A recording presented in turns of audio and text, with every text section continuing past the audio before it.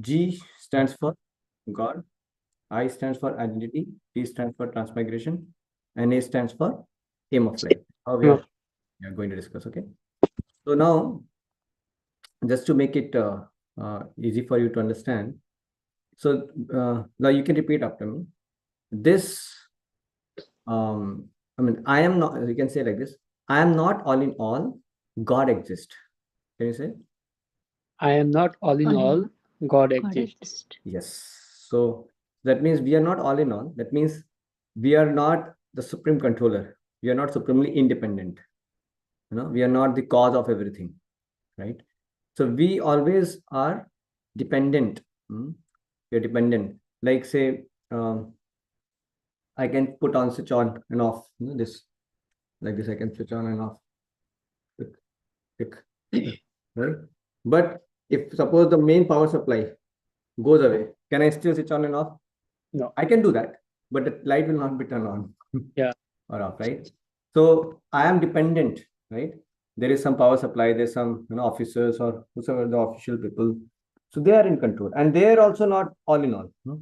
Above them also there are the demigods, and above them there are supreme lords. So there is always, everybody in this world is dependent on somebody. But only supreme personalities, only the God is completely independent, right? So I am not all in all, God exists. That is first thing, what we're going to discuss. Then I stands for identity. Now you can say, this body is not all in all. This body is not all in all.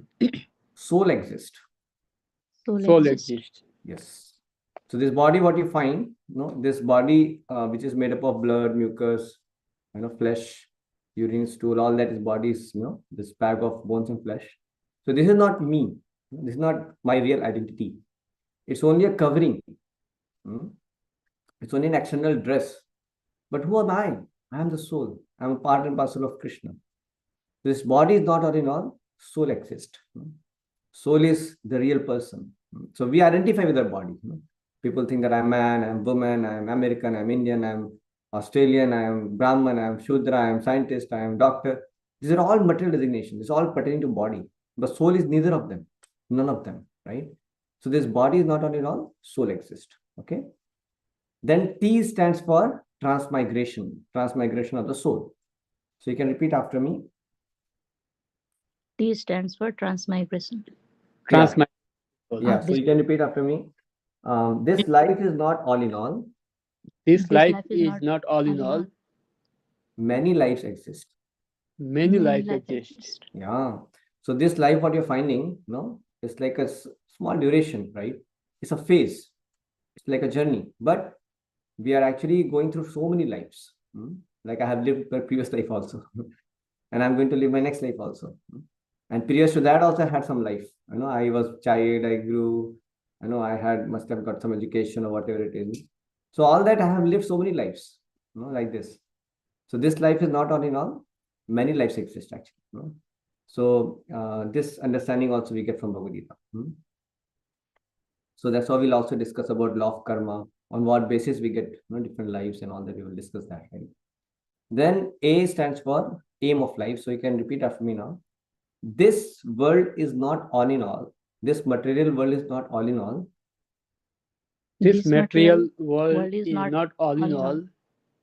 The spiritual world exists. The spiritual world exists. Yes. So this material world, what you're finding, is a world made of matter, right? We have everything in this world. There's buildings, car, our body, the food we eat, all relative sense objects. Everything is made up of matter. Either gross matter or subtle matter. Subtle matter is like man, buddhi, ahankar, man, intelligence, false ego. And ether is subtlest among the gross matter also. And then there is air, there is fire, there is water. So earth, water, fire, air, ether, the different elements are there. So this whole body, this whole material world is made up of matter. Bhumi rapano vayu khammano buddhirevacha ahankara itiyame bhinna prakriti rashyata. They're all separated energies of the Lord. So it's material energy is called. But there is superior, world which is made up of, or the supreme abode of the Lord, which is made up of everything is spiritual. There is nothing is material there. So everything is Chinmay. Everything is spiritual in nature. No? Chintamani prakarasad mashukalpa vriksha laksha vrateshu sarabhi abhipalayantam.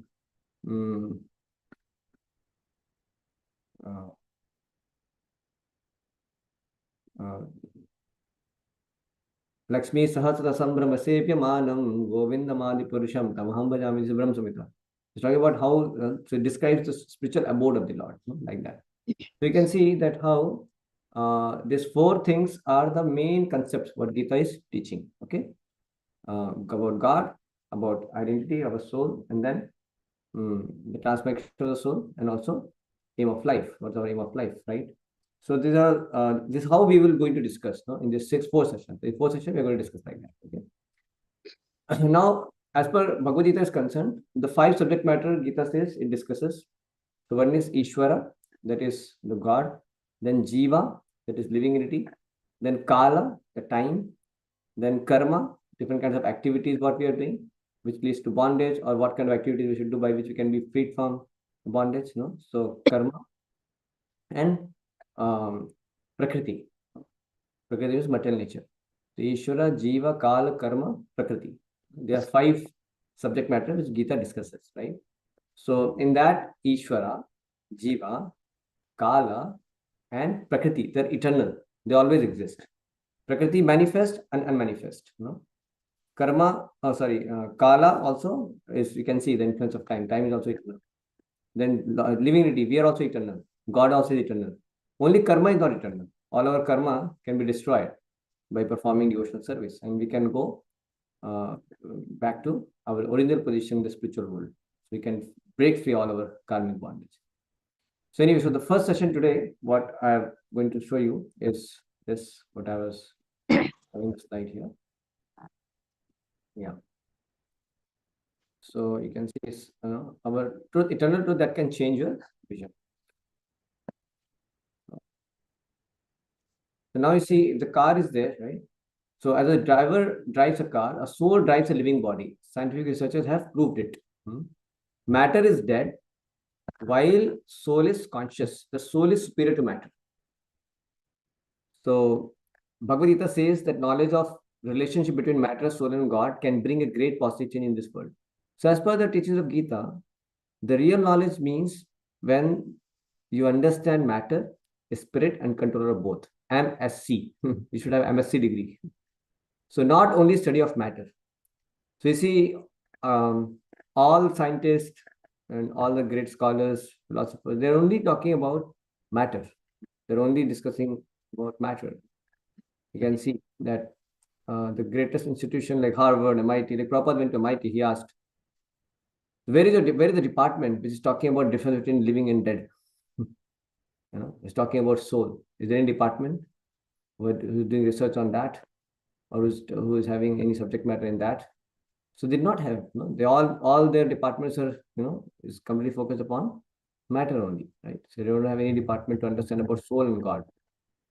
So scientists and great scholars also, they're only talking about matter. But what Gita is saying, the real knowledge means the knowledge between matter, soul. I mean, knowledge in relationship between matter, soul, and God. All 3 should be there, right? So the body is simply external dress, for the soul. Just like here, you see the driver is sitting in the car, and the car is the vehicle, but the real person is the driver. If the driver is not there, will the car move? No, car cannot move, right? So you may be putting fuel in the car, you may have nice air in the tires, you may clean the car very nicely. Everything is good. But if there is no driver, will the car move? No. So the car is not conscious. Car is actually simply some kind of material object, some kind of material vehicle. But what makes the car move is the presence of the driver. Like that. The car cannot move an inch if there is no driver. Even though the car is the best quality car, the best brand car, but you need a driver to be able to move the car. Even if it is remote control, then remote should be there in the hand of a person, so he becomes a driver in that sense. So somebody has to push the button, somebody has to drive, then only the car will move, otherwise not. So matter is always dead, it is not conscious, but the soul is conscious, and the soul is superior to matter, because by the touch of the soul only matter actually can get manipulated or can move or function. Otherwise, you don't find a machine which can operate on its own. You need an operator to operate this machine, right? So same way, the soul is actually the real driver of the bodily car. So body is like a machine, it's like a car, and the soul is the driver, which makes the body move. So not like body is the living. The body is not living. The soul within is the living person, and body is always dead. Body is made up of all dead elements. But because of the presence of the soul, the body appears alive. Body appears alive, right? But the body is dead. Like say my kurta, I'm moving my kurta. So when I'm moving my kurta may look very lively. Oh, my kurta is moving nicely, everything. But actually, or sometimes you have seen some people wear the costume, some tiger, some bear, they move. It looks like a live fellow is there. But actually, that live fellow is there, but that costume is dead. Costume is just a dress, right? So if I put my kurta and I hang it, it will just hang like that. Right? Same way, body is also always dead. But only thing is when it is, actually is, when the soul is there within the body, then the body moves, it functions. So it appears like body is alive. So yeah, it is a living body, but the living body means what? The soul is present within it. That's the living body. Right? So, but that difference has to be clearly understood. Okay. So now we are going to discuss this, 1, 2, 3, 4, 5 subjects. Right? Now we'll go a little fast. So who are you? If somebody asks you a question, so you may say so many different things, but that Dr. Harry Monson, he says, he's a professor in anatomy. If you take out all the ingredients of the body, potassium, sulfur, some of, I think both of you are in chemistry also, right? Yeah. You're in chemistry and Mataji is in? Yeah, chemistry. Achha, both of you are in chemistry, huh? Oh, great. So you know that. So if you see our body having so many elements, right? All these elements. So now if you take out the cost, make a list and make out, just put the cost of all these elements and do the sum total, you'll find that whole quantity of the body with all those chemicals and everything, if you equate to how much it is actually having the value, so it's only 110 rupees. That means the body is worth 110 rupees. So that means, if 110 rupees is given, then the person can be sold. No, it is not like that. You don't mean, it doesn't work like that. No, our value is not just 110 rupees. Suppose any of our dear friend, he meets an accident. For God's sake, nothing should happen like that. But I'm just saying, someone's friend meets an accident, not ours, someone's friend. Then what happens? Then the person is not so much eager to know about what happened to the car. Nobody asks, hey, what happened to the car? People ask what happened to the person, right? Because your friend is more valuable than $40,000 worth car also. Because the friend is, of course, if the friend is only the body, then he's only 110 rupees. And why we are foolishly so much more concerned about the friend? No, we know that he's not just 110 rupees, he's much more than that. So what makes the body so valuable actually? So it is not just because the person is just made up of chemicals and the body and he's just a body. He actually is the soul, which makes him so valuable. So then what is our real identity? So that's what I'm saying. So living body, dead body. So after that, chemicals are the same, but no feelings, no thinking, no desires, no movement, and no consciousness. So same body, but the soul is gone. So Krishna says in Bhagavad Gita also, na jayato mrite va kadachin ayam bhuta bhavita va na bhuya ajo nityam shashvato yam purano na hanyate hanyamane sharire. For the soul, there is neither birth nor death at any time. Soul is eternal. That means we always live. We are not subjected to this death. Death is simply change of dress, bodily dress, right? Like the soul is going through different phases of life, you see. From boyhood to youth to old age, like this. So dehinosmin yatha dehe kaumaram yauvanam jara.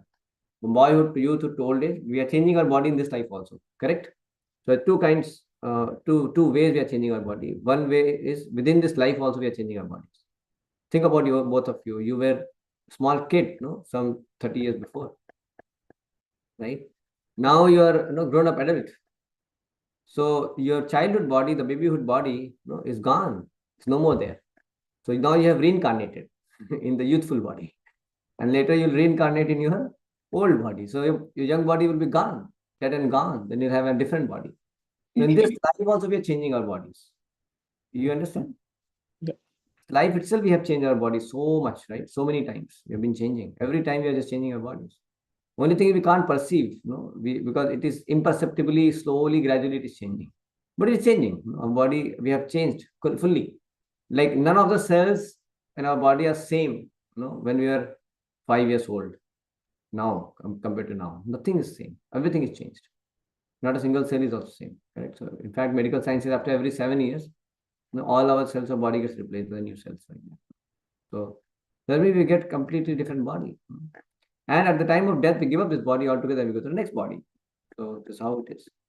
So, you can see body is matter, soul is spirit. Body is not conscious, soul is conscious. Body changes, but soul does not change. Body is temporary and soul is eternal. Body is dead, but soul is alive. So, material viewpoint is, your body is made up of material matter. Can you read this? Yes. Yeah. Yeah. We are body made of matter. We are no more than a chemical bundle, right? Yeah. So this is what material viewpoint, but that's not true. Yeah. Go ahead. Everything is finished at the time of death. Yeah. Those who don't understand the knowledge of soul, they think like that. This is material viewpoint. But what is the spiritual viewpoint? Read. We are spirit soul, caged in the material body. Yeah. The first one also. We are not the material body of flesh and bone. Yes. Last. Sorry. We do not die when the material body stops to function. Yeah. So you can see, that this is how person who has knowledge of soul can see. We are not just made of flesh and bones. We are a spirit soul in the material body. We do not die when material body stops to function. So what we see is only the external body, the bodily car, but we are not able to see the soul when we are ignorant about the understanding of soul. And even when we understand also, we are not able to perceive, or we are not able to, or not perceive, we are not able to see the soul because of our material outlook, material vision.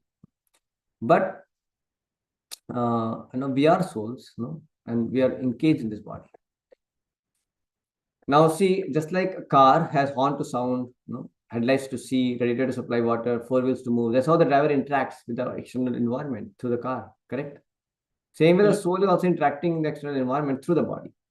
Because in the material world, so he has a material body to interact with the material world, right? When he goes to spiritual world, there is nothing matter there. So he doesn't need, he doesn't have to have any kind of material body to interact because he doesn't, he's in the spiritual world like that. So having material body is like an engagement.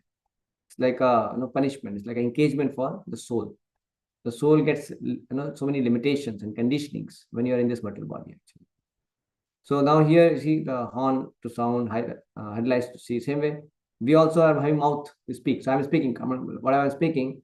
So it is the soul which is actually trying to communicate through this body. You understand, no? I'm like vibrating my vocal cord, moving my mouth, whatever. So this is just like the driver is playing the horn, blowing the horn like that. Eyes to see. So it's like headlight. Headlight is actually the external device, right? External like machine. Whatever it is, the bulb. But actually through headlight, who is seeing? The driver. Same way, we are also, the soul is seeing through these eyes. So actually, who is the witness? Not the eyes. No. Who is witnessing? Who is observing? Actually, the soul is observing through the external eyes. Same way, heart to pump the blood. Same way. So radiator supply water. Same way, our heart is also to pump the blood. So we also like car has a radiator. So we are actually, the soul is the source of energy, even for the heart to pump the blood. But it's an external organ, heart. Same way, hands and legs to move. Just like a driver has, the person has the car which has wheels. Same way, we also have hands and legs. We are moving. So basically, we should be able to understand that I am soul who is sitting in this bodily car and moving. Think about yourself like you're a car. The body, you're sitting in a car and you're moving this material body. You can think like that. Take my car. This. So you're taking always car. So you always have a car. That is bodily car. And that's how we have ahankar. Because we think we have this body, which is like a car. Then we have ahankar. Ahankar means we have false identification.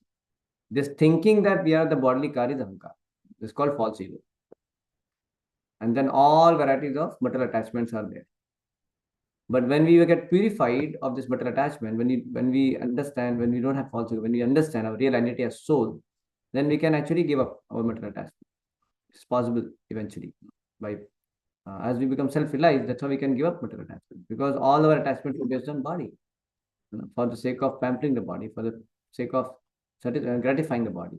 But we know that I'm not the body, then our focus will turn to soul. Then we want to uplift the soul, nourish the soul.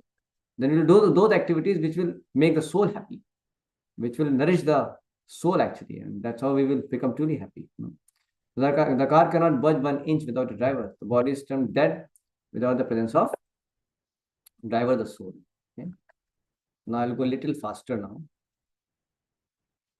Are you able to understand whatever I'm speaking? Yes, sir. Any questions? Are you finding it very fast or slow? No, it's fine. Good, boring, whatever. Just can be very frank with me.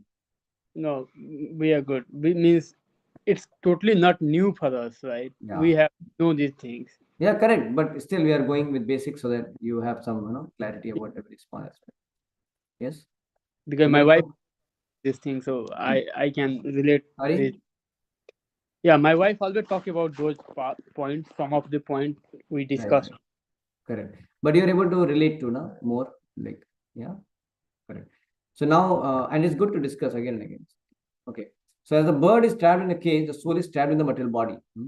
So just like a lady is always polishing the cage, but is forgetting to feed the parrot. So what has happened? What will happen to parrot? If the lady does only polishes the cage but doesn't feed the parrot, what will happen to the parrot? Parrot will die. Yeah, it will become weak and eventually it will die. Same way, we are also dying, spiritually. Spiritually, we are becoming dead. Of course, we don't die. Soul never dies. But spiritually, we become so weak because we are not taking care of the soul. That's why you find people in this world, even after having so much of wealth, so much of material enjoyment or facilities for material enjoyment. In America, you can see that. Still, people are not happy. Not happy. Still, people feel lonely. Still, people feel emptiness, hollowness, and very frustrated, angry. Let's see why. Because the soul is not nourished. They have so much focus their attention on body, but they have not done anything to nourish their soul. Correct. So now 6 changes the living body. So somebody, Swamiji, they asked, Swamiji, I think our body is a complex machine that gets worn and crashes. Why should we bother about the soul part of the body? Then he says, does your car or computer grow? Do you have a male and female car that can unite and produce a baby car? A living body undergoes 6 changes, whereas matter just depreciates. It is the soul that makes living body alive. That is very important to understand. Yeah. See, the body is not just like a machine. It is machine, but it is more than a machine because the soul is residing in the body. So then body is, the living body has a different characteristic actually. It is not just a machine. It is not just like dead matter like car, dead matter like washing machine, dead matter like cooler. So you cannot say that I'm also a machine. No, you are more than a machine because you have soul also present. So because of the presence of the soul, any living body, where soul is present, so you'll find 6 changes happens, while the matter only dwindles. So I'll see what are the 6 changes. I'll show you. So this birth, living body, we take birth, it grows, it has maintenance, production of byproducts, it dwindles and it dies. Correct? The 6 things happens for any one of us. You can find any animal, plant, every living body will have these 6 changes. But matter, it is created, it depreciates, that dwindles, and there's no death of the matter. It just simply becomes trash. So it does not have the growth, it does not have production of byproducts. All these things will not be there. Got it, no? Yeah. So there's a difference between living body and a dead machine. So body is not just a machine, it's more than a machine actually. It is a machine, but it's more than a machine because the soul is present. And if you're saying the male and female living body can multiply and similar species, machines can't reproduce by union, you can see that. And also, okay, he's talking about. So yeah, living body. So living body has consciousness also, like thinking, feeling, willing, while matter has no consciousness. So like if I hit the table, it won't retaliate. It won't say, hey, what is this? But if you just put an angry clown, to somebody, that fellow will sue you. How can you look at me like this? So he can punch you also. So the living body has consciousness because soul is present. So the symptom of soul is that it is consciousness. Yeah. So symptoms of presence of soul is that there is consciousness. So consciousness is a symptom of soul, the presence of the soul. So thinking, feeling, willing, while matter has no consciousness. So consciousness means that person can think, can have feelings, they can be willing, but it's all because of the soul. Body cannot itself think, feel, or will. Like if a person is dead, no matter how much you kick him, insult him, no response, because he's not thinking, feeling, and willing. Because soul is gone. Soul has gone somewhere. It's only a lump of matter now. So three major differences between living body and robot. A living body undergoes 6 changes while matter only dwindles. A male and female living body can multiply similar species. Machine can't reproduce a union. Living body has consciousness, thinking, feeling, willing, while matter has no consciousness. Now you can see how we are made up of. So you can see gross body is made up of earth, water, fire, air, ether. This is how our gross body is made. What we see externally. That is the gross body. Then subtle body is mind, intelligence, and false ego. Man, buddhi, ahankar. That is subtle body. And the soul is the real person. And soul is made up of Sat Chit Anand, eternity, knowledge, and bliss. That is soul. Soul is made up of Sat Chit Anand. So now we will see that scientific proof of soul's existence. So there are 4 proofs given here. The first is common sense, second is consciousness, third is near-death experience or out-of-body experience, and fourth is reincarnation. So we'll see that. So common sense means just by common sense you can understand we are not the body or soul. Like somebody dies, we say he has passed away, she has passed away. But if he's a body, then he's still lying. Then how can you say that he's passed away? So who has passed away? The person is soul who has passed away. Correct, no? Say maybe say my hand, my leg, my body. We don't say I hand, I leg, I body. No? That means I am different. So when I say my mobile is different from me and I own the mobile. So when I'm saying my body, my hand, that means I am different from my hand and legs and body. But I am owning, I'm kind of just occupying this body right now. You're getting this point, no? Yeah. So it's common sense, right? Then there is consciousness also. Like there is thinking, feeling, willingness is there. So when a dead matter machine is recording some drama or some scenes, right? So it doesn't have it doesn't record any emotions. It can't understand the emotions. But a person when he sees certain things or drama or movie or anything, so then when then it can actually have emotions. Like people you see when they watch movie or watch drama, sometimes they start crying also. But you don't find camera is crying.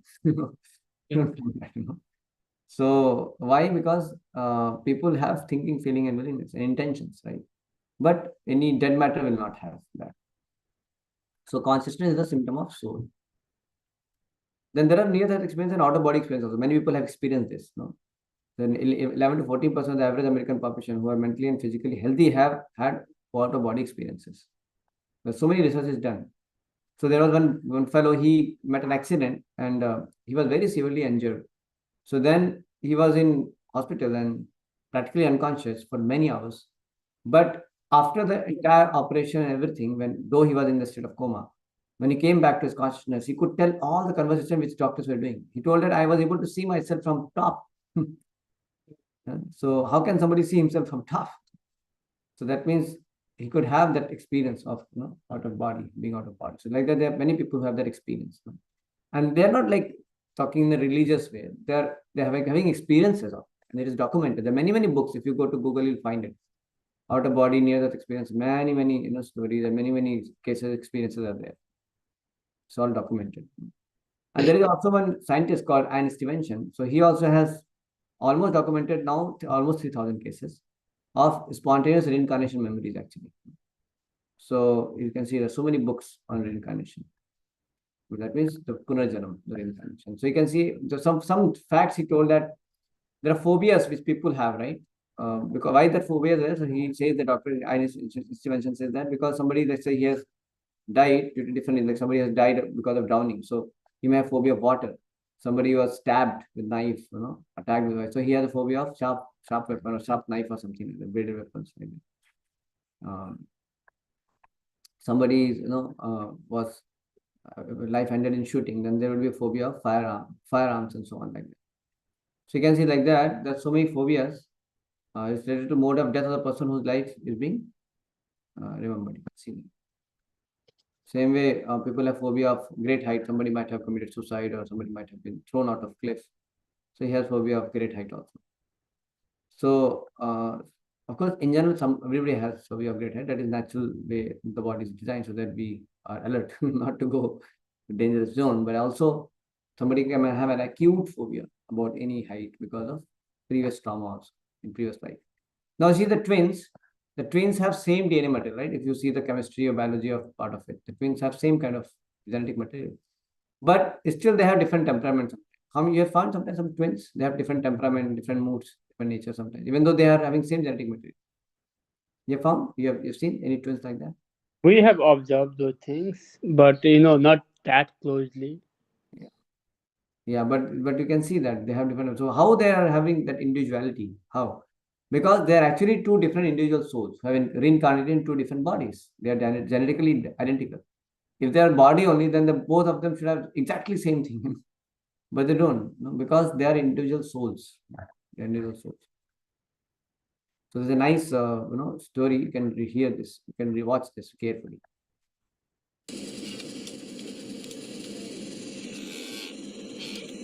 I can read the Japanese easy as pie.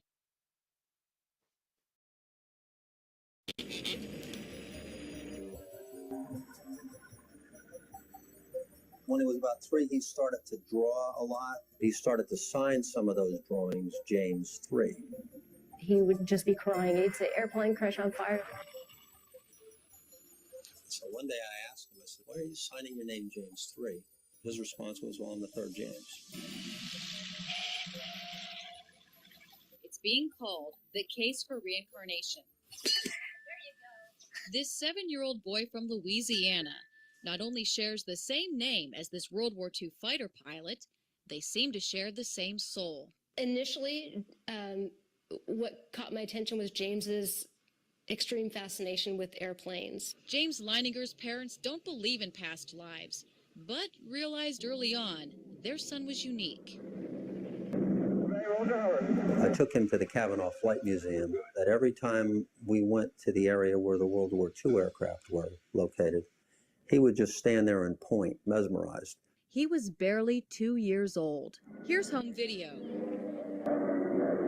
While the other youngsters viewed the bombers with a childlike curiosity, little James recognized the Steely war machines with a certain familiarity and comfort.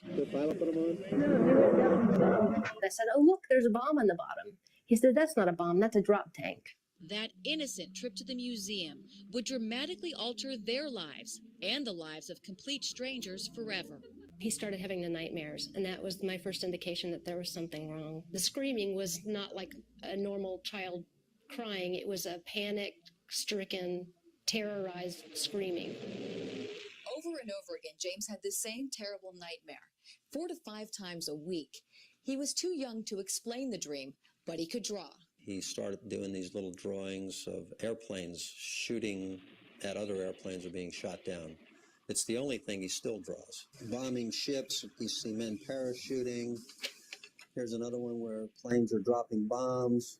This is a carrier. Then you can see where what he does is when he draws them, he starts with just a picture, and then he just starts drawing lines all over the place like he's playing out a movie. I kept thinking, where is he getting this?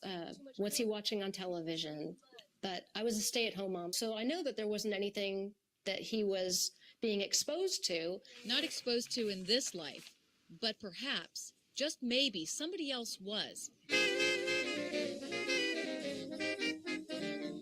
Decades earlier, another little boy named James grew up in South Bend, Indiana, with the same insatiable fascination with Frickin' terrorized screaming. Over and over again, James had the same terrible nightmare, 4 to 5 times a week.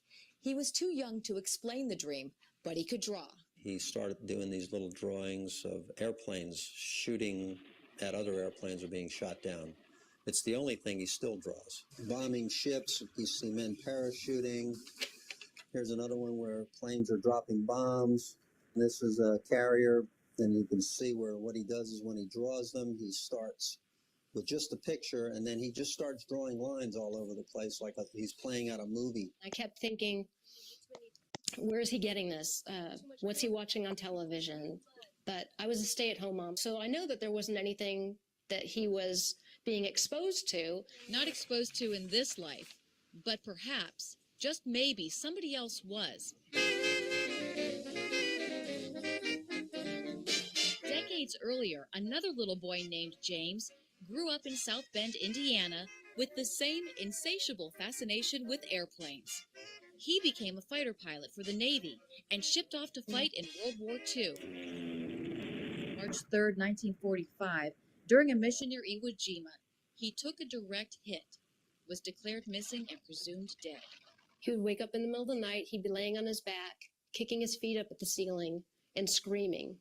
It was almost like if you were laying on your back inside a box and you're trying to kick the lid off the box. When I would wake him up, he would just be crying. He'd say, "Airplane crash on fire, little man can't get out." He said that over and over, night after night. What goes through your mind when your 2-year-old says things like that? It freaked me out.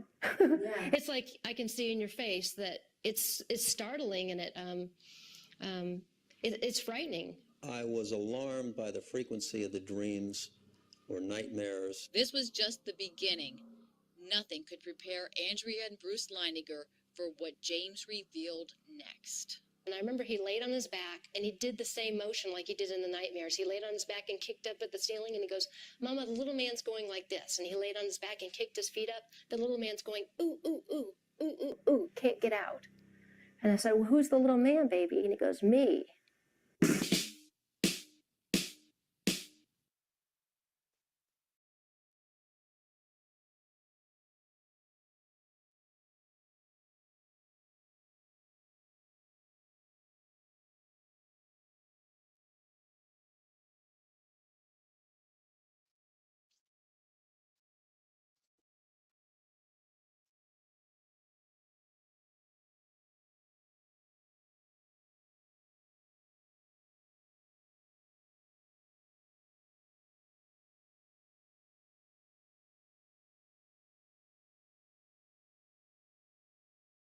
Hare Krishna. So you could see that video. We saw that. You heard it. You heard your voice was there, no? Yes, Okay. So interesting, right? it's very interesting, and I think it's not a new thing, right? In India, it happened to many body. Yeah, correct. Yeah, but you can see even in West also, no? Yeah. They are finding this. Okay. So there's another story also. Shukla Gupta remembering her past lives. So many things she remembered, no? So she actually was having so many, nightmares, and she was able to remember so many things. And then she told the name of the place, and they took her to that place, and she actually guided them. No? She is coming first time to that village. She took them ahead, no? And she was confused at some point of time. Then because some things were changed also. So that's why she was a little confused because it was quite before. Question here, Guruji. Yeah. So happened to only few people, not most of the people. Yes. Yeah, because that's how it is. If you remember all your past lives, it will be very great trauma for everyone. Yeah. So some people have that karmic thing. Because of that, they are having that privilege to remember. Privilege, you say, or sometimes maybe unfortunate also. Yeah. Because that will give some pain also to them. Right? Yeah. So that's why in general we forget. So that because the soul is actually wanting to try to enjoy in this world, right? Mhm. So that's how by nature's law we tend to forget, so that we continue our program of enjoyment, because that's what we want to do. But the point is that we will not become happy in this world, just simply trying to live so many lives and trying to enjoy in so many ways. So that's why a soul eventually, when the person eventually, when he becomes very much aware that how he is having only miserable existence in this material world, then he may begin to inquire why I'm suffering, and then he may get to meet some devotee, or he may get some Bhagavad Gita or something like that. So Krishna arranges them, because Krishna is in the heart as Paramatma. Then he arranges, for that person to meet somebody, or somebody who can help him to understand this knowledge of Krishna consciousness. And Can I yeah, ask? yes. So, like in somewhere, like I read or I have seen in the Krishna story, So there is also something like Yog Maya, which let us forget everything. I mean, the soul will forget due to the Yog Maya. Is that true story or like Yog Maya? What is that? Yeah, I mean, there is two energies. They call Mahamaya and Yoga Maya. So yeah, sometimes it is used in different ways. Sometimes Mahamaya also, sometimes called as Yoga Maya. Like Krishna says, Yoga Maya Samaprita, Nahem, he says, Naham Prakasha Sarvasya, Yoga Maya Samaprita. Mood Bhoyam Nabhi Janati. So people cannot understand him because he is covered by the curtain of Yoga Maya. So yes, so Krishna's energy, illusory energy of the Lord, it covers. The living in it is knowledge. It's like sun. Can sun be hidden? No, no. Sun cannot be hidden. But the cloud can, hide our vision, right? Then we cannot see sun. So same way, God is so much present actually. I mean, every aspect of God is always present in everywhere. His presence is so lively everywhere. But we can't still understand. Why? Because we are covered by illusion. Like that. No, it is simply insane. Think that there is no God. No? We can't even have control over our sneezing also. And we are thinking there is no God. No? We are dependent. No? We're dependent. We will discuss about that. Next session will be on that, how we can understand that God exists like that. So what you're saying, Mataji, is correct. So there is Yoga Maya energy, or this Mahamaya of the Lord, illusory energy of the Lord, which covers the living, which makes him forget like that. So makes him forget his real identity. And why Yoga Maya or Mahamaya acts on certain living entities, and why is like that? Because when the living entity has a free will and he misuses his free will, he wants to enjoy independent of the Lord, then the energy of the Lord has to make him forget, that he's part and parcel of God, so that he can think, now I am the enjoyer, because he is not the enjoyer, but he has to forget that he's servant, so that he can. And then there is a false ego. Then he thinks, I am the master, I am the enjoyer. So, and that is only possible when you forget God. Correct. But if you remember God, then you understand, I am servant of God. Then you have to serve God. Like this. Those who don't want to serve God, they want to forget God. So God says, okay, what can I do? You want to enjoy independent of me? Okay, then I'll help you to forget, because you want to forget me. You get him? So forgetfulness also is by the Lord only. By through the energy of the Lord, liberty gets covered also by and he also has forgetfulness. And so if we become sincere, if you want to utilize our free will properly, and you want to remember the Lord, you want to serve the Lord, you want to become Krishna conscious, then Lord will help us to get rid of that curtain of Maya. Then we'll be able to also start perceiving Krishna more and more in our life. So when we are chanting Hare Krishna Mahamantra, we are reading Gita, we are actually trying to declare to Krishna, Krishna, I want to come to you now.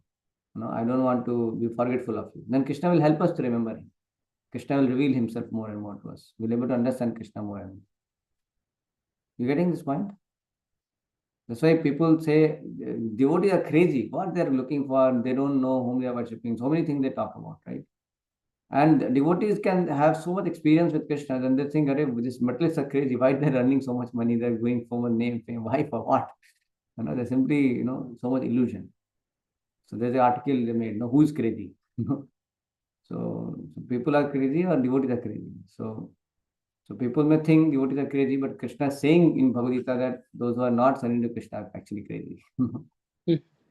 So we know who are crazy. We are not just thinking.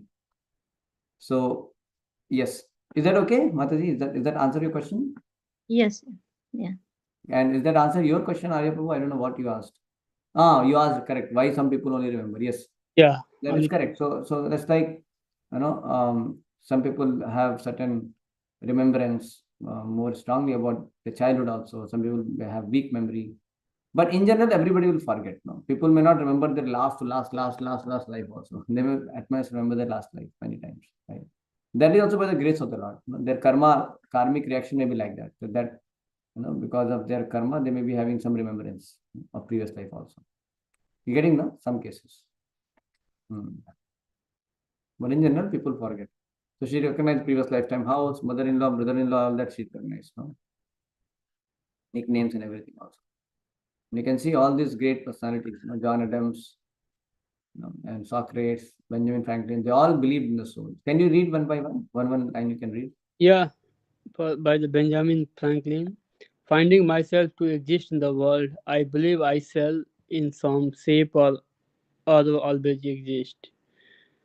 John Adam. Those souls who revolted against the god were placed here to transmigrate through various species of animal, bird, reptile, etc. Socrates, I am confident that there truly is such a thing as living again and living spring from the dead by Socrates.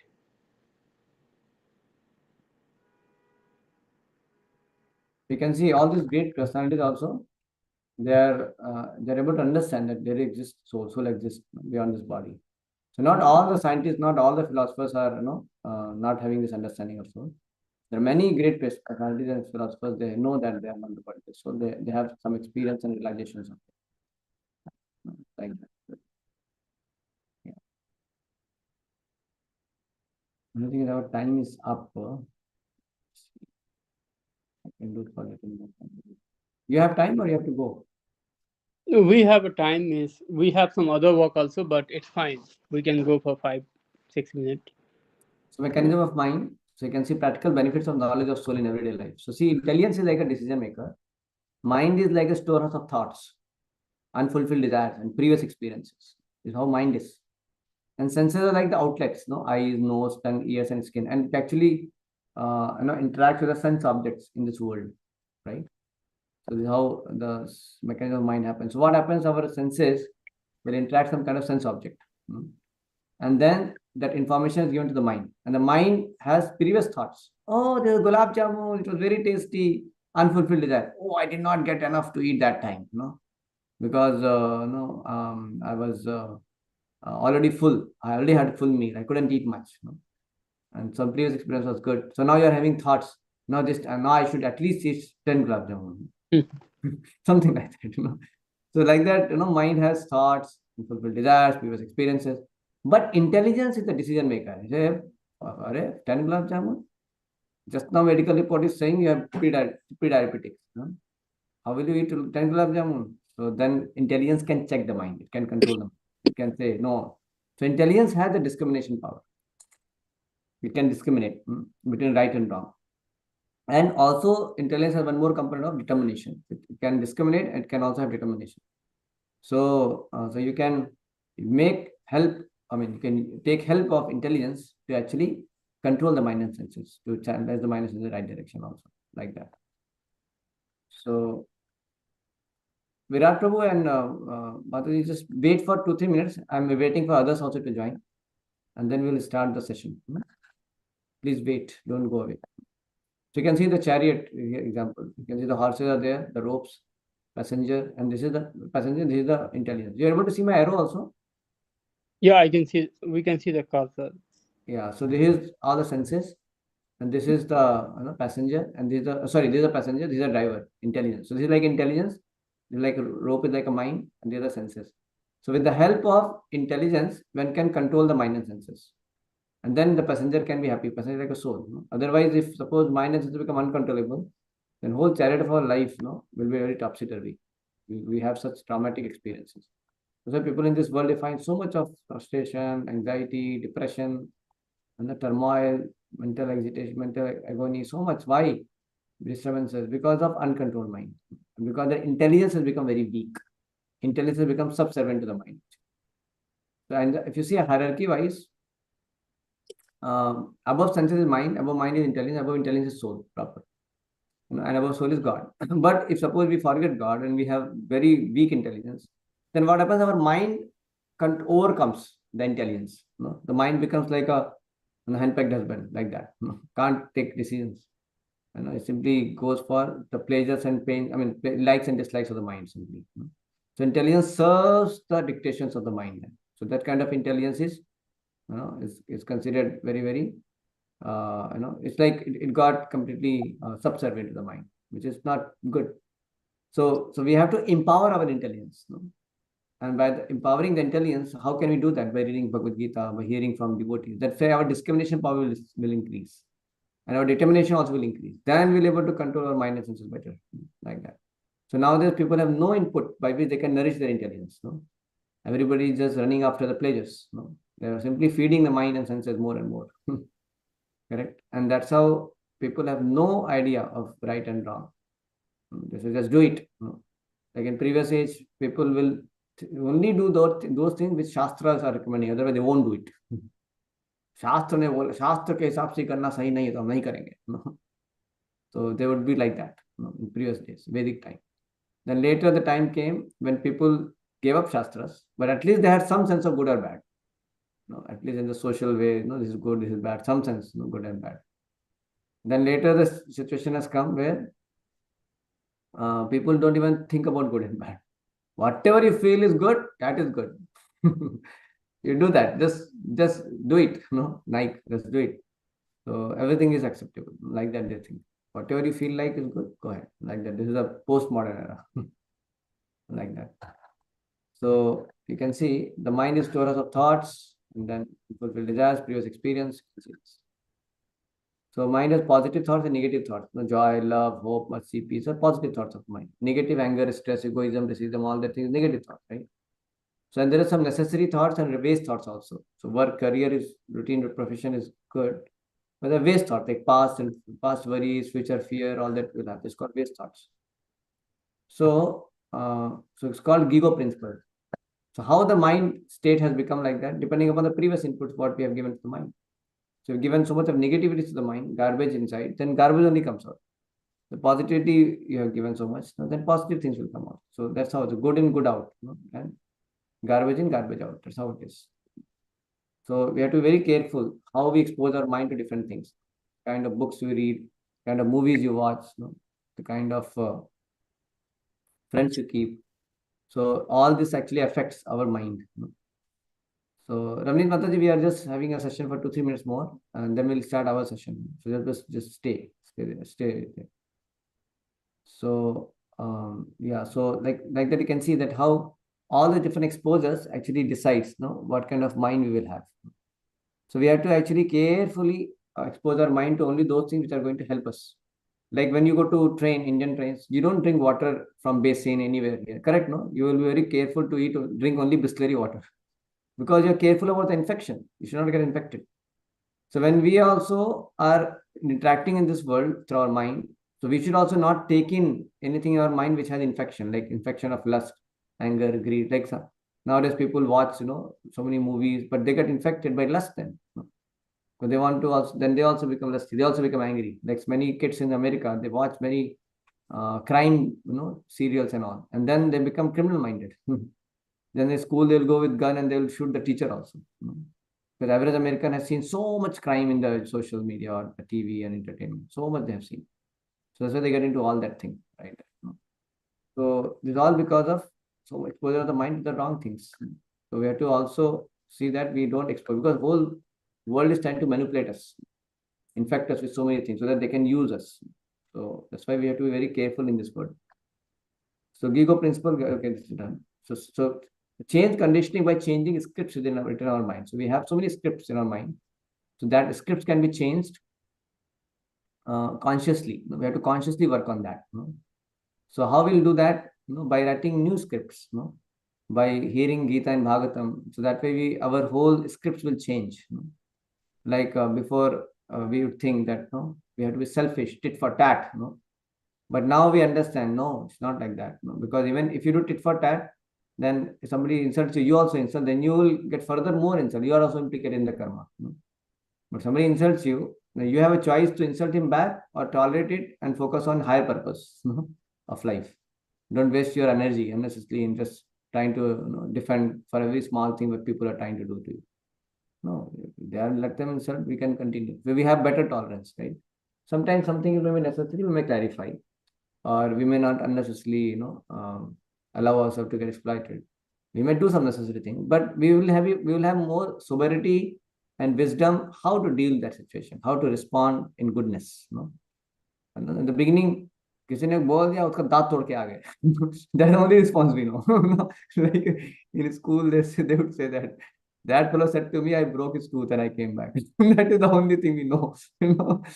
But as we become matured, we know how to deal, more soberly. It's not about that you have to just keep breaking the tooth of everyone, because people are going to speak so many things. You cannot keep breaking. Then the police will chase after you. Because police say, उसके तुमने टांग तोड़ी, उसका तुमने दांत तोड़ा. We cannot just keep doing that, right? So we change ourselves, right? By understanding what is the way we should respond, by reading Gita, by reading Bhagavatam. No? The angry fellow can become sober. Lusty fellow can become more, what to say, sober also. Yeah, and envious people can actually, start developing appreciation for others. The people who are very much unforgiving can start to forgive others. So by hearing the examples of Srimad Bhagavatam, by reading Bhagavad Gita, because those examples can help us to understand what is the real thing, what way we should live our life, not just by whims, not by instincts. Correct, no? So our scripts change.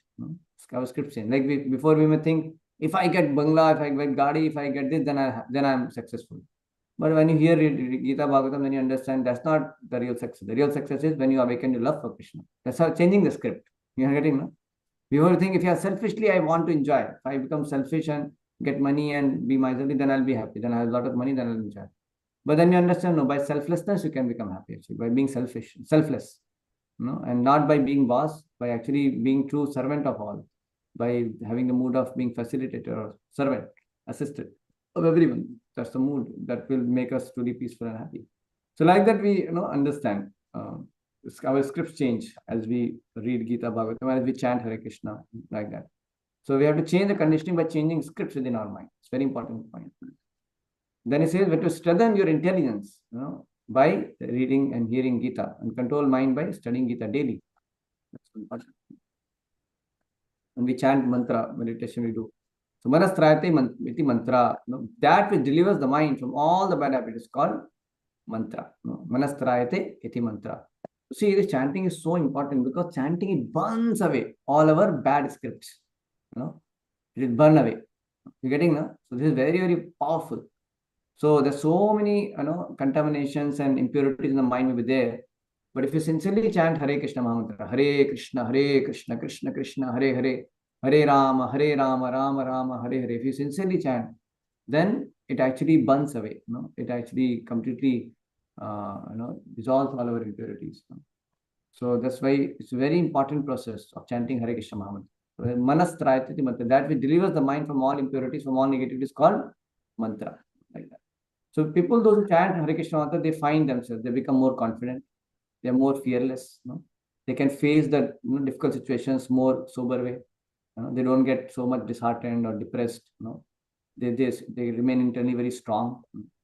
So we have seen people, those who chant Hare Krishna mantra regularly, they develop maturity, they develop fearlessness, they develop confidence. They are not tempted so easily by some temptations. They go beyond temptations.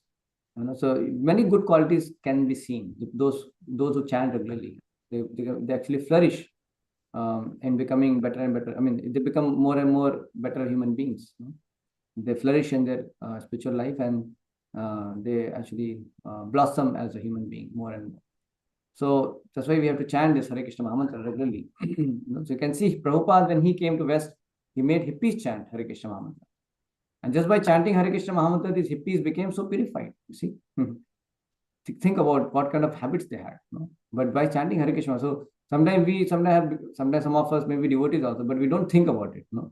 We chant, but we don't know. It is very powerful. What it has done to so many people.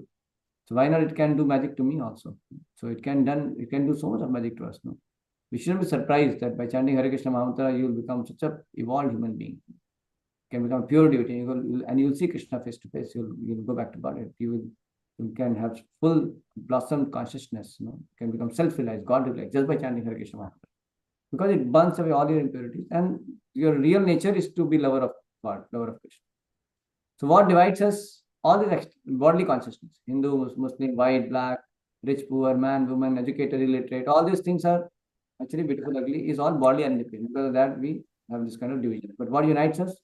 When we think that we are not the body, we are soul. Even though we are from different background, caste, color, creed, but we still feel that we are all brothers. We feel like that.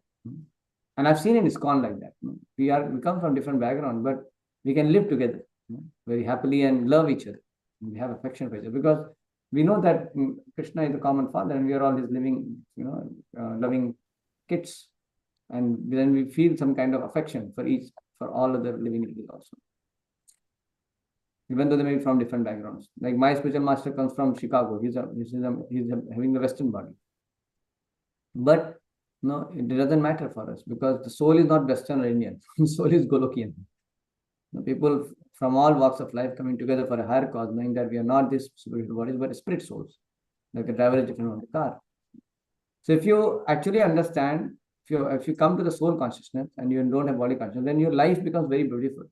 See, before you think I'm black, I'm short, ugly, I'm no talent, poor, you can become very depressed sometimes, no?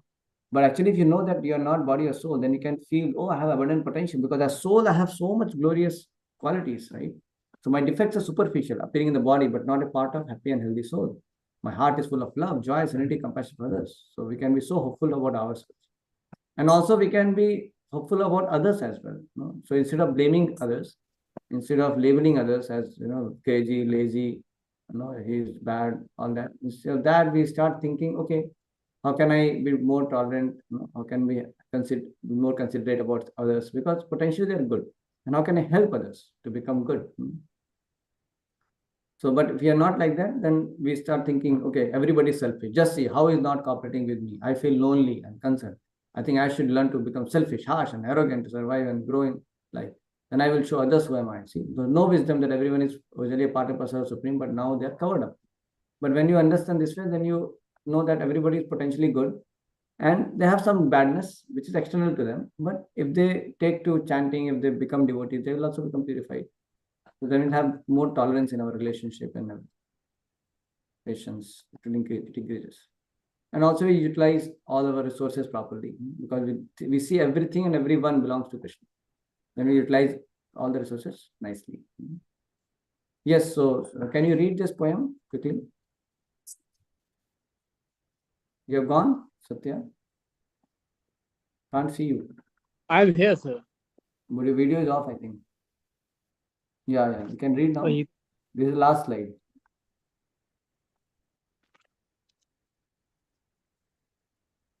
Read. I am a Jiva, not the ultimate God, but a tiny part and parcel, servant of the Lord.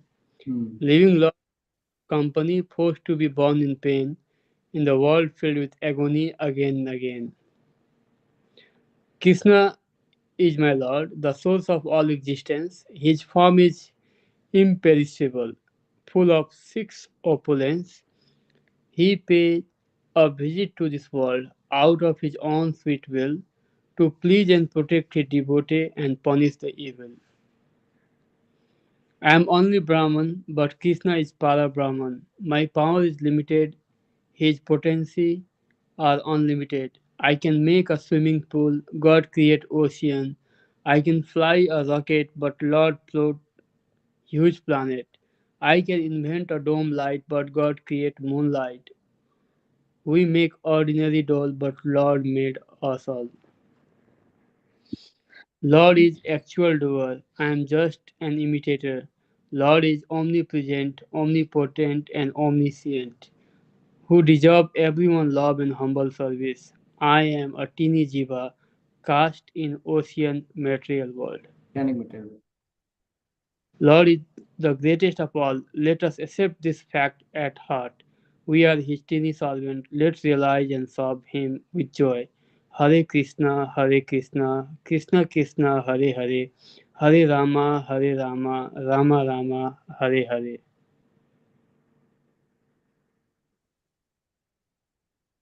Okay. Yes, so any reflection? Yeah, miss. There are many things I learned today. And we don't have to be materialistic. Means we don't think in a materialistic way. Whatever our body, it's all perishable, and the soul will transfer from one body to other. Correct. True. Mata, you want to share any point? I mean, like, what kind of point? I know these things are not totally new for me. Yes, we got. Do you want to share any point? Want to share something? No, yeah, I'm good. Yeah. No, any reflection? What your point we discussed? We discussed that a lot actually. See, one thing we should know, whenever we hear a lecture, we are hearing for 1 hour. See, 1 hour hearing, that means we should be able to at least speak for 10 minutes continuously. No? Means we can elaborate a lot of. See, it doesn't mean about, it doesn't need that everything is new for you. Yeah. It's not need to be like that. Even though we have heard things, but we still find very good explanation and points which we can repeat also. Mhm. Need not be always everything new. So I'll tell you, like we discussed about something should touch our heart. Like when I was speaking here, something touched to my heart was what I think. Like when I have spoken it many times. I don't know how many times now. So many times I've spoken. But still I find I find happiness in speaking the same thing again. Why? Because there's so many things which I learn it every time I teach. Like today I learned very beautiful point that how our mind scripts we can change. You know? So our mind scripts, before we were selfish, but when we heard Bhagavatam, we saw devotees, we heard from them, then we decided to be selfless.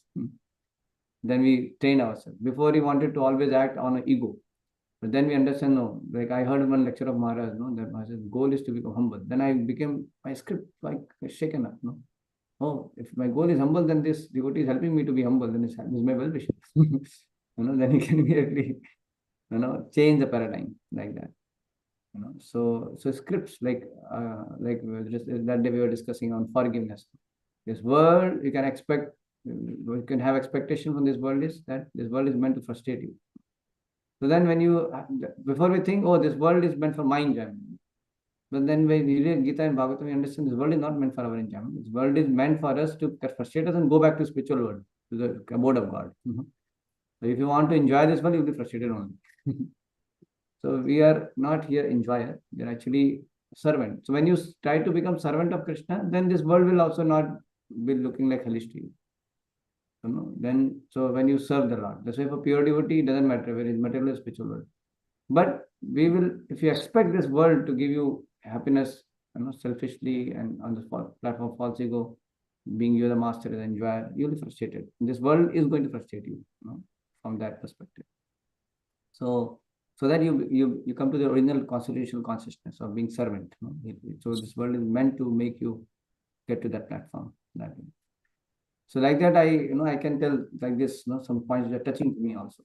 So now this I have heard other time also, but still it is very, touching some points. So same way we should be able to tell so many points. There are many. Right, means we can speak for like 10 minutes. Yeah, so tell some points. Tell some point what you learned from this session. About Gita, and you have to tell practically what points. Points for the points, not like okay, we like Gita. I learned about Gita. Whatever you spoke, I learned that. Not like that. You have to tell in point what practically you learned some things. So now talk about we have to be humble. Obviously, in PhD, like 6 years, 7 years, we fail every day. Thousands of reactions fail, but we have to show up all the day and try to do something new. We have to help our juniors or seniors. Now you can also share from the lecture what points were striking to you. Which points? There are many points. Like you talk about about a materialistic world. You talk about like a different type of many scientists who, even though they are doing great science, they are talking about the soul. Yeah. And there were a story of some reincarnations. For example, somebody have that power who can remember what happened, what in their past life, right? But that's not with everyone, right? Only few people have that privilege, or we can say, I can say privilege because if somebody can remember their past life, they can change a lot of things in present life. No, but not like that. Not everybody does that because just by having that, also they don't give up the mentality to enjoy. Yeah. So yeah, it requires some kind of mercy of devotees and some kind of Krishna consciousness practice. Yeah. So these are the points which touch me a lot, I can say. Good. That's good, Prabhu. So this is how I wanted, like, because even though we know, but by repeating, our knowledge becomes deeper. That makes sense. Yeah. So we should be happy to repeat, even if you know also. Even if the points are all, before also heard. I So think now you you are now you want to share. Yeah. Now you want to share any point? you, you are you asking Yeah. Yes. something? I think she don't want like she agitating about the thing. I know she is Sorry. very means from my perspective, she is very spiritual. No, that's fine. But some points. Any point like to share? You have What was the striking? What was the point like the most? Okay, I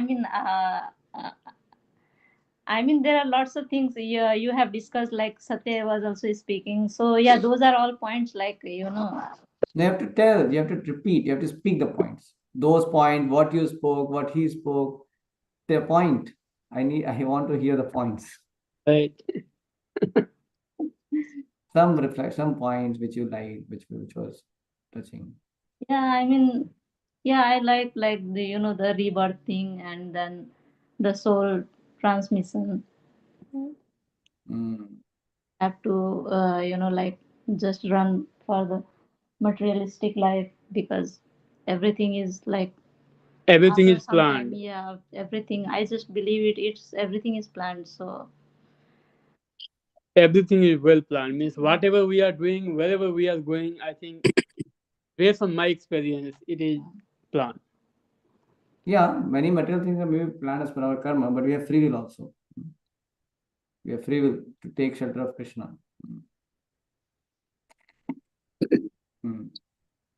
Not everything is planned in the sense. I mean, many material things are pre-arranged.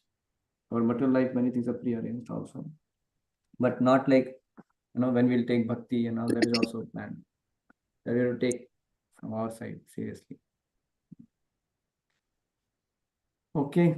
Yeah. So any point others would like to share? Those who join late. Late means you're not late, you are in time, but some other session was going on. Want to share?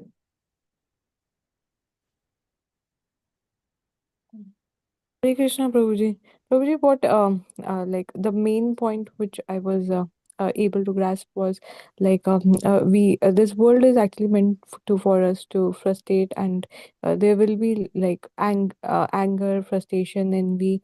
So we need to actually change our script by reading Bhagavatam or Bhagavad Gita, and by this, like, we can actually plan to go to the Godhead.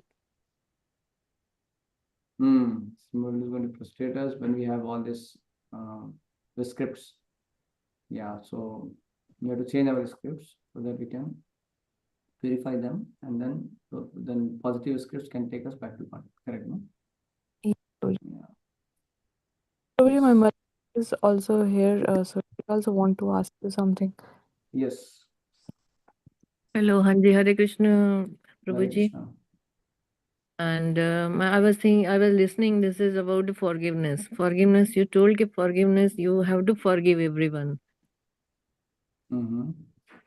They recognize you or not. या अगर हम कोई उसको recognize कर रहे हैं, हमें नहीं कर रहा है, हम उसकी forgiveness करते ही रहे हमें, तो लोग तो ये समझते हैं कि आप बेवकूफ़ ही हैं जो हमको सब forgive ही करते हैं, इसको तो जो मर्जी बोल लो, जैसा मर्जी ट्रीट कर लो, ऐसा है क्या?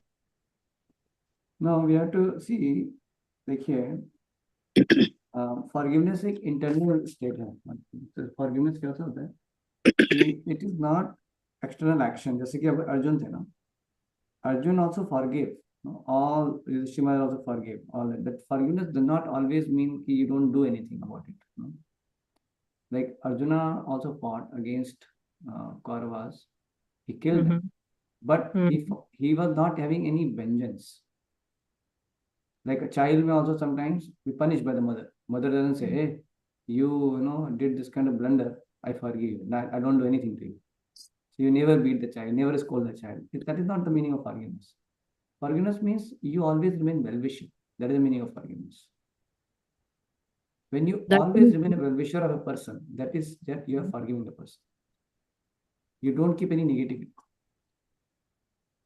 Even though we are giving, हम लोग उसको बोलते हैं कि भाई ठीक है, बट अब फिर भी कोई रिकॉग्नाइज ना करे उसको। No, that is their part. But we have to think how can the person get positive change? We can wish well about him. इतना सब पूजा पाठ करने के बाद भी अगर कोई इंसान ये नहीं समझता है, या सब हरे कृष्णा या सब कुछ करता है, और फिर भी वो मतलब वो चीज नहीं समझता है, तो उसको कैसे क्या किया जाए उसके साथ? Yeah, so that's what I'm saying. Everybody has his own nature and everybody has their own limitations. But somebody is part of bhakti, somebody is doing bhakti. So he is like in the process of purification. Same thing with us also. We also have certain limitations. We also have certain natures. We have certain defects and faults. And we are also part of purification through bhakti. We are also trying to get purified ourselves.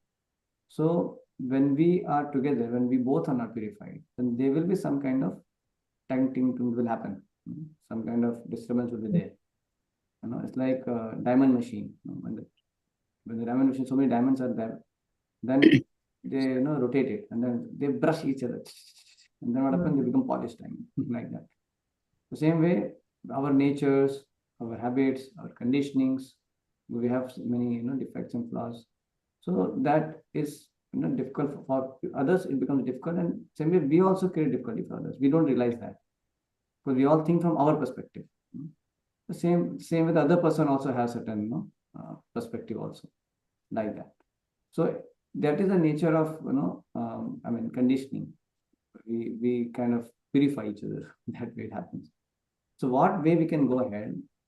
We can at least think that way, that whatever I'm undergoing, whatever troubles, whatever difficulties I'm undergoing because of other person, one thing we can, so three things I was discussing other day also.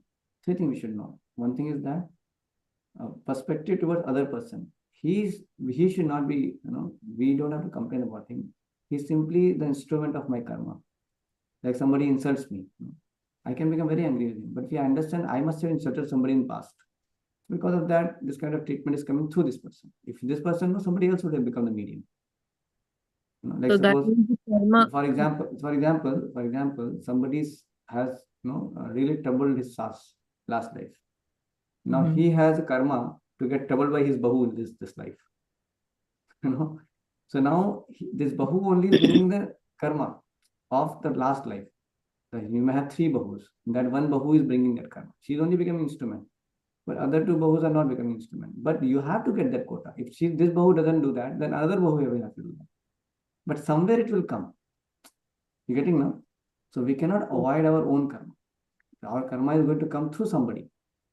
As Prabhupada was, just insulted by some person. Then Prabhupada did not say anything. Then disciples said, "Why did not say anything, Prabhupada?" Prabhupada said, "I must have insulted somebody in my last life, so why should I? He's just simply delivering my own karma back to me."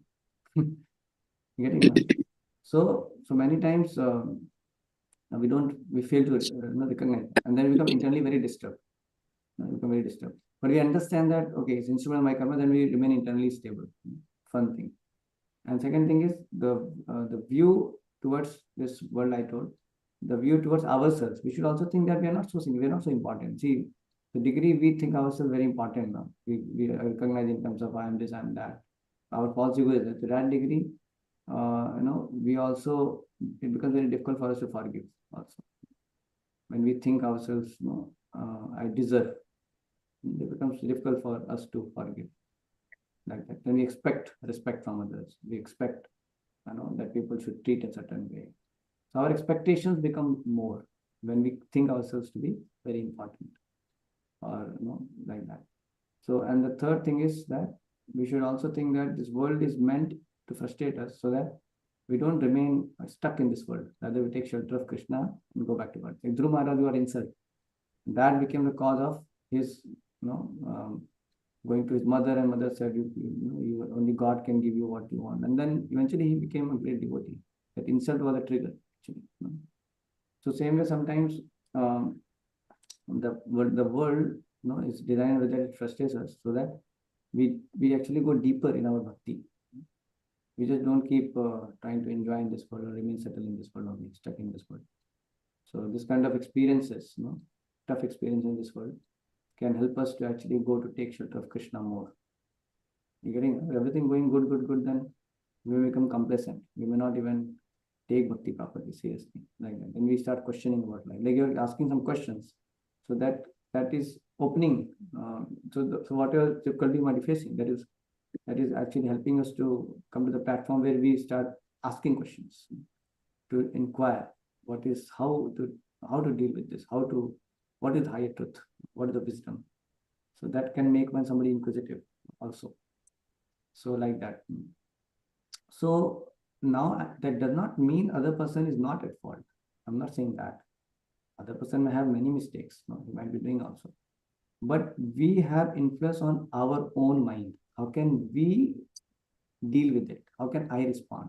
See, you cannot control external situations of your life much. You cannot control people's mind. You cannot control people's behavior. You don't have much control. If they want to improve their behavior, they can improve. But you cannot. But then how can you not allow to be, how can you be not affected by that? That is up to you, how you decide to. You understand? So that's why these qualities have to be practiced by oneself. Forgiveness, tolerance, for oneself. See, you think about it. Why these things are taught about tolerance and forgiveness? If you have all reasons to tolerate, then you can tolerate, you may think that. But you actually feel intolerant because this person is not proper. He's saying like this. You see the fault very clearly. That's why you cannot tolerate. That's why it is said that it's not easy to tolerate, to forgive. Correct, no? So because it is difficult, that's why these things are told to practice. So, and how to practice, that's why we're giving some hints is how we should think. Does it make some sense? Yeah. I think you still have some question. Next time I'll think more questions and then I'll ask. Yeah. No, but does it help you? How does it help you? Yes, a little bit. Yes. Can you tell what did you understand from this? We have tolerance, forgiveness, and this is up to us how to tolerate the things, how to make the unconditional, मतलब unfavorable situations to make it favorable, how it should not be affected. यानी हमारे पे कोई ऐसा affect नहीं होना चाहिए. ये अपनी खूबी है अपने ऊपर के हम कैसे उसको सिचुएट करें, रिस्पॉन्ड करें. जैसे परीक्षित महाराज को ना श्रृंगी ने कस कर दिया कि आप 7 दिन में मर जाओ. अभी परीक्षित महाराज चाहते तो काउंटर कस कर सकते थे. Counter curse that I will tell you now you die immediately also. You would have done, but he did not do. He said it is arrangement of the Lord. Something good may be there. And then because of that, he got to hear Srimad Bhagavatam. He took shelter of the Lord and he went back to Godhead. Going back to Godhead became so fast, you see. So we don't know what is benefit, what we are getting out of our different situations. Right? So sometimes it makes us mature. Sometimes it increases our dependence on the Lord. So many good things may happen sometimes. We don't realize. So there is circle of concern, there is circle of influence. Circle of concern means he should be like that. He should behave this way. He should give me that much respect. He should not talk like this. It's called circle of influence. Sorry, circle of concern. We are concerned about how people should act. And there's something called circle of influence. What you can do, how you can respond, how you can talk, how you can deal. This is all you have your own right. You have your own choice. So we can only focus on our own choices. We cannot focus upon others. How can you stop someone's mouth when he wants to speak? Can you?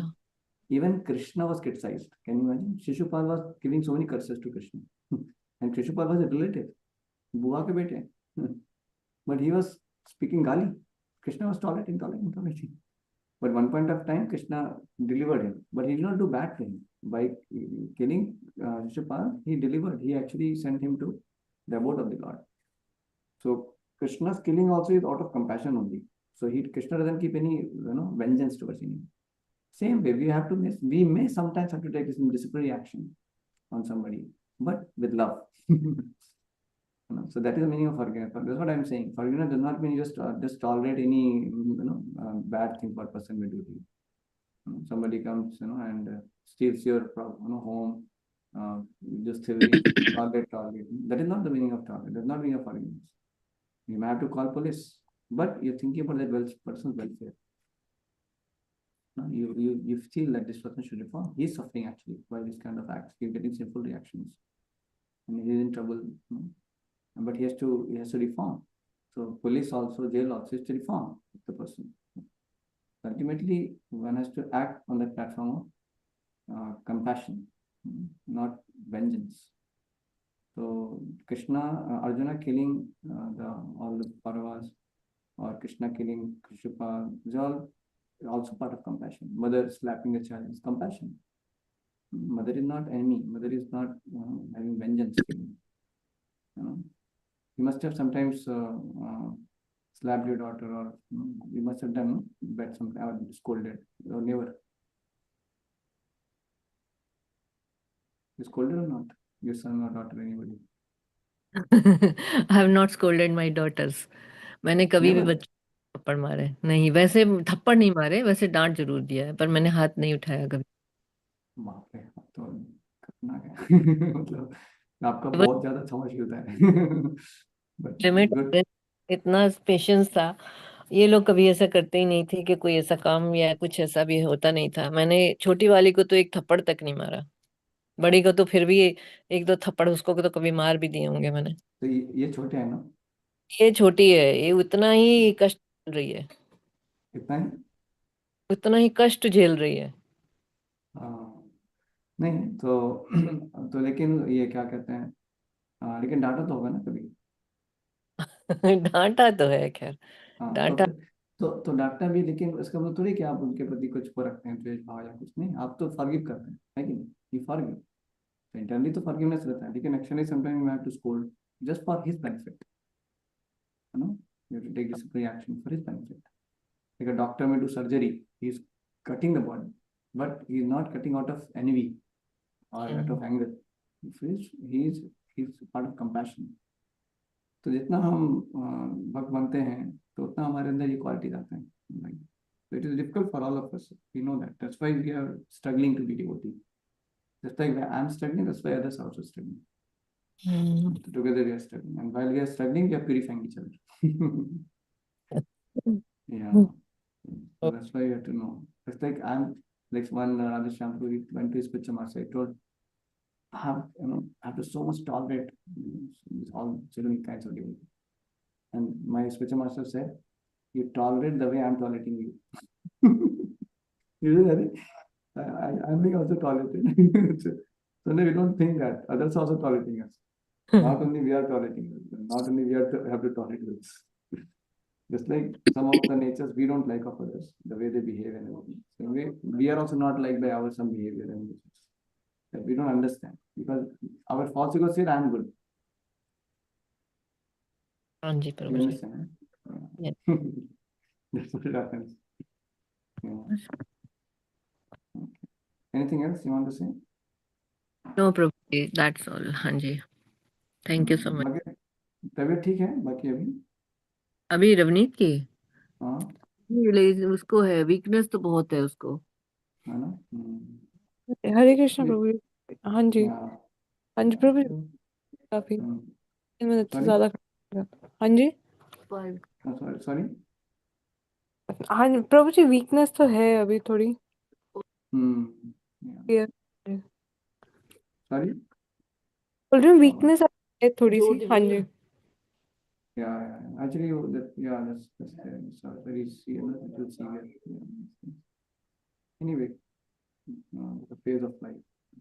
So yeah, so we have given so many lectures. We can hear. You must be hearing the lectures. And the previous one, Prabhuji, I have completed. I will ask Prashant if you have shared any more. Yeah, I've sent new also. I've sent new lectures also. Okay, Prabhuji. Yeah, and the chanting also we should continue. Prabhuji. Okay, thank you. Hare Krishna.